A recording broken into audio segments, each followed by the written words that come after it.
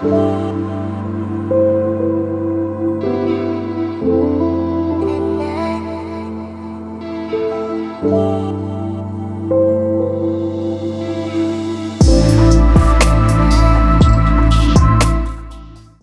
you want to punch things. Hiya!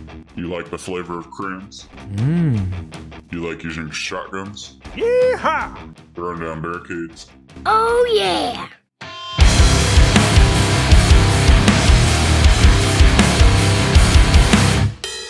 Just being a resilient SOB and running in and smashing people. I've got a character for you. Titan. Striker Titan.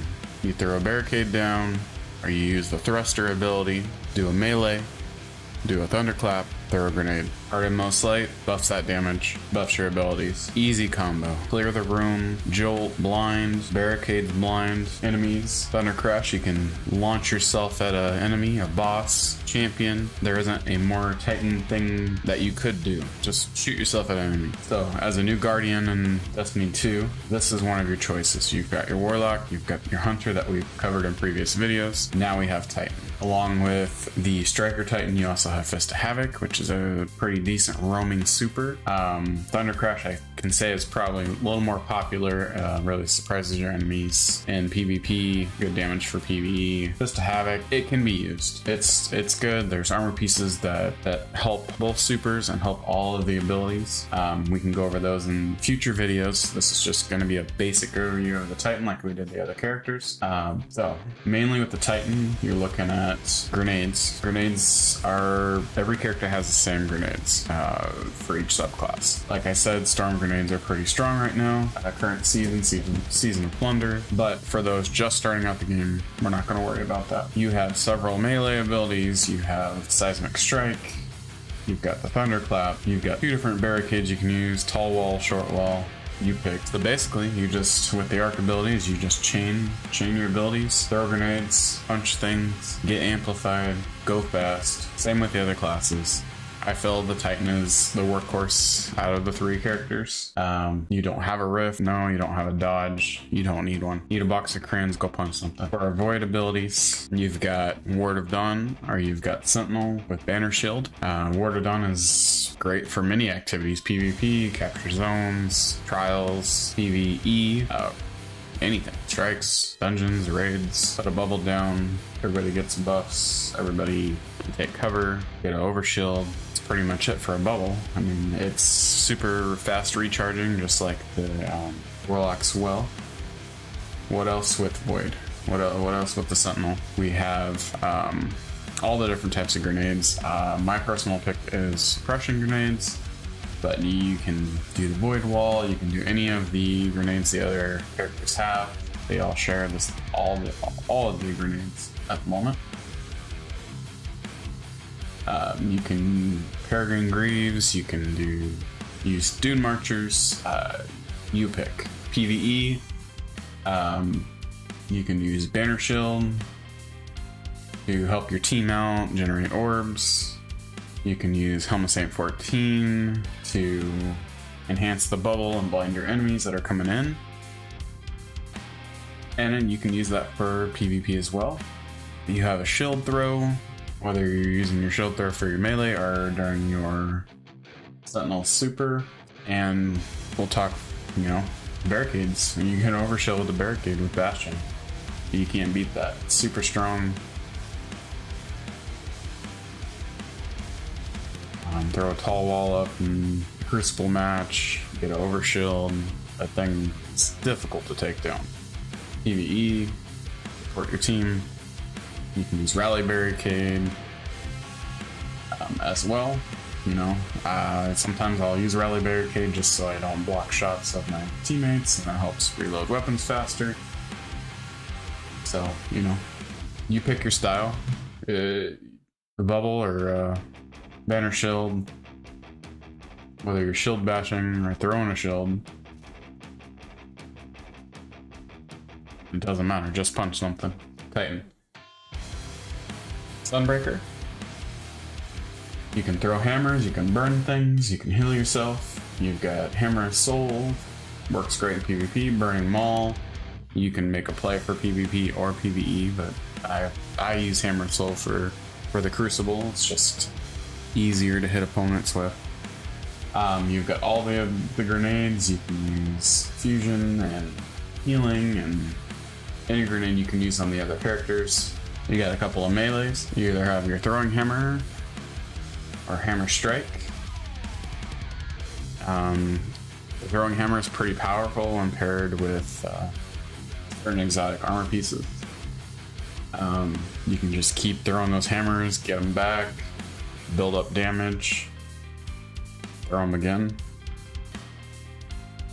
They're not quite as strong as they were in past seasons, but definitely still, you can still rack up some damage. You can use things like 1-2 punch shotguns, combine those and wreck enemies. Do lots of solo activities with those dungeons, Lost Set Master and Legendary Lost Sectors, and just decimate. You can throw on Will of Life with some wall mods and heal yourself. The solar ability to give you restoration and make you radiant with its aspects and fragments. Just a great combination of abilities.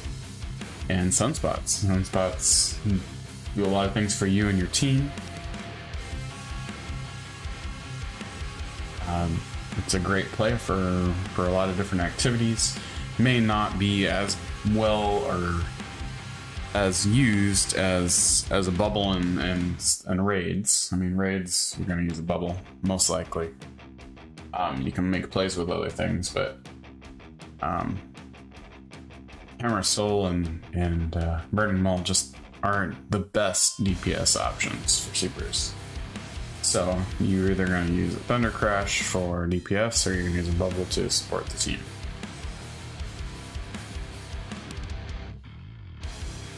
And then we come to Stasis.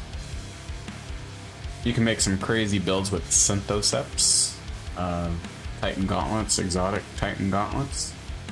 I've seen some crazy plays using that, and Tractor Cannon, and lining up your shot and taking on a boss in one hit, but you gotta put a lot of work into the Behemoth Titan that you don't have to in the other ones. The melee sucks.